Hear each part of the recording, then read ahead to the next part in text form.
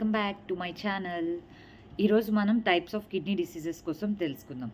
Acute kidney disease ఇది short term kidney disease. ఇది రావడమే చాలా సిమ్టమ్స్తో వస్తుంది.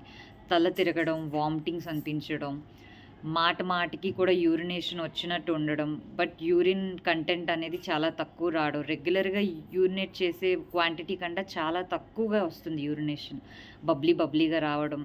తర్వాత బీపీ అనేది పెరిగిపోతుంది, షుగర్ లెవెల్స్ అనేవి పెరిగిపోతాయి, తలెసురుతుంది, చాలా ఆయాసంగా అనిపిస్తూ ఉంటుంది. అక్యూట్ కిడ్నీ ఇంజ్యూరీలో మనం రికవరీ అయ్యే ఛాన్సెస్ చాలా ఎక్కువ ఉంటాయి. ఎందుకంటే ఇది సిమ్టమ్స్ ఎక్కువ ఉంటాయి. త్వరగా ఐడెంటిఫై చేసుకొని ట్రీట్మెంట్ తీసుకుంటే డయాలిసిస్ జరిగిన వెంటనే కూడా మనకి రిలీఫ్ వస్తుంది. ఇది లాంగ్ టైంలో మోస్ట్లీ క్రానిక్గా కన్వర్ట్ అయితే అవ్వచ్చు, బట్ ఇన్స్టెంట్ రిలీఫ్ అనేది దొరుకుతుంది. సో క్రానిక్ కిడ్నీ డిసీజ్ వచ్చేసరికి 5 స్టేజెస్ ఉంటాయి.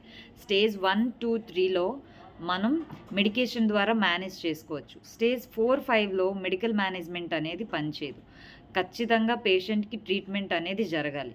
సో ఆ ట్రీట్మెంట్ ఎయిదర్ కిడ్నీ ట్రాన్స్ప్లాంటేషన్ అయినా అయ్యి ఉండాలి, లేకపోతే డయాలసిస్ అయినా అయ్యి ఉండాలి. డయాలసిస్కి వచ్చేసరికి వారానికి 2 లేదా 3 సార్లు పేషెంట్ ఖచ్చితంగా ట్రీట్మెంట్ చేయించుకోవడానికి వెళ్ళాలి.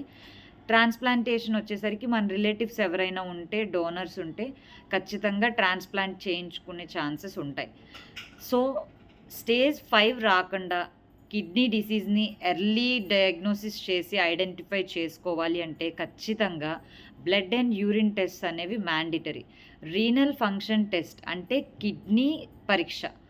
దీంట్లో క్రియాటినిన్, యూరియా, ఎలక్ట్రోలైట్స్ అని ఒక 3 టెస్టులు ఉంటాయి. దీని ద్వారా మన కిడ్నీ పనితనం ఎలా ఉందో తెలుస్తుంది.